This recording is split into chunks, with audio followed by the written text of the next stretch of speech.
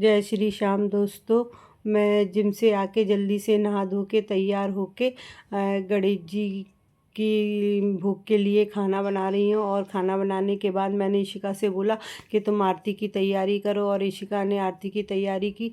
हम दोनों ने आरती करी और पूजा तो हमारी सुबह ही हो चुकी थी। हम दोनों ने फिर अब दोबारा से गणेश जी भगवान की आरती की और वंदना की। वंदना करने के बाद मैंने उनका भोग तैयार कर लिया था, और भोग में मैंने आज पूड़ी, पुआ और मिल्क केक और लड्डू का भोग लगा रही हूँ। मैं ज़्यादा कुछ बना नहीं पाई क्योंकि मुझे बनारस जाना था, इसलिए मैं जितना मुझसे जल्दी जल्दी में हो सका उतना मैंने किया। और अब मैं उनके लिए उनको भोग अर्पण करूँगी और उनके लिए कंडिया की आज्ञाई करके उनका भोग बनाऊंगी। जब तक आज पता नहीं है क्यों मन में ऐसा भाव आ रहा है कि आज गणेश जी का विसर्जन है और आज मेरा मंदिर सूना हो जाएगा।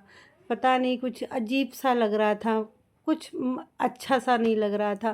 फिर भी मैं अपनी पूजा की पूरी तैयारी कर रही हूँ और गणेश जी का भोग लगा के अब देखते हैं। फिर ये उधर गाड़ी लेने गए हैं और गाड़ी लेकर जैसे ही आएंगे वैसे ही हम गणेश जी के विसर्जन के लिए निकल जाएंगे। और हम लोग ये गणेश जी का विसर्जन सोच रहे हैं जनक ताल में जाके करेंगे, क्योंकि अब जगह जगह तो गणेश जी का विसर्जन बंद हो गया है। इसलिए अब देखते हैं हम लोग कहाँ जाते हैं गणेश जी का विसर्जन करने। अभी हमारा कुछ डिसाइड नहीं हुआ है। अभी तो हम पहले भगवान की आरती की, आरती के बाद उनका भोग लगाया। भोग लगा के उनको लड्डू, पूड़ी और पुए से भोग अर्पण किया और उनको खिलाने के बाद अब उनकी आज्ञाई हो चुकी है और मैं ये उनको भोग अर्पण कर रही हूँ। हे प्रभु, मैंने जो भी भोग बनाया है उसे स्वीकार कीजिए और हमें आशीर्वाद दीजिए कि इसी तरह हम पर अपनी आप कृपा दृष्टि बनाए रखें, हमारे बच्चों पे और हमारे पूरे परिवार पर आपकी इसी तरह कृपा दृष्टि बनी रहे। और ऐसा कह के मैंने उनका भोग अर्पण किया और उनको अर्घ दे के और उनकी आज्ञाई को ठंडा किया। फिर मैंने इनसे कहा कि अब कितनी देर है। इन्होंने भी रिद्धि सिद्धि को मुझे पकड़ाया और कहा चलो अब गणेश जी के जाने का समय आ गया है। और मन में अजीब सा भाव उत्पन्न हो रहा है। और ये मेरे गणेश जी घर से जाने के लिए तैयार हो गए। इन्होंने गणेश जी को अपने हाथों में लिया और लेके फिर हम लोग गणेश जी को अपने पूरे मंदिर में उनको दर्शन कराएंगे। अपने घर के हर कोने कोने में वो 11 दिन से उनका वास था और आज वो मेरा पूरे घर के दर्शन करेंगे और हमें आशीर्वाद देते हुए हमारे पूरे घर में घूम के अब विसर्जन के लिए जा रहे हैं। और हम लोग इस तरीके से उनको अपने पूरे घर में घुमा दिया। घुमाने के बाद अब हम उनको विसर्जन के लिए ले जा रहे हैं। कहते हैं गणेश जी को सीधा मुंह करके नहीं ले जाते, उल्टे पाँव ले जाते हैं, जिससे वो अगली साल फिर से आएंगे।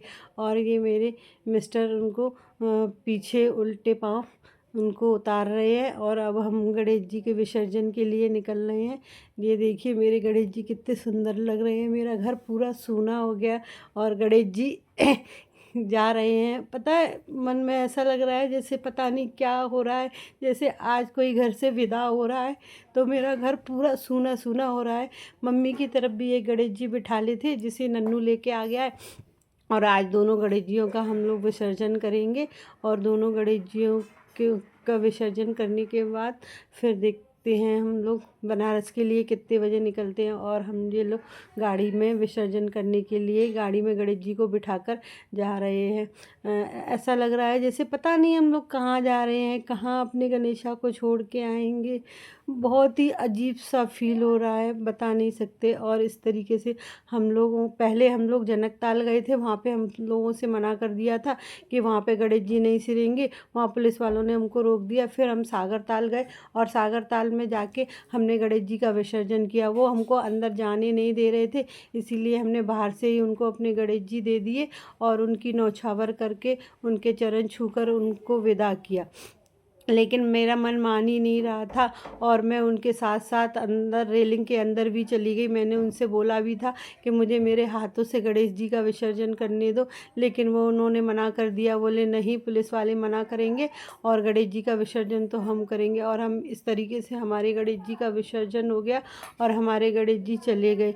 बहुत मन उदास हो गया था। नन्नू तो हम लोग इतना उदास होकर खाली हाथ लौट रहे थे कि नन्नू को तो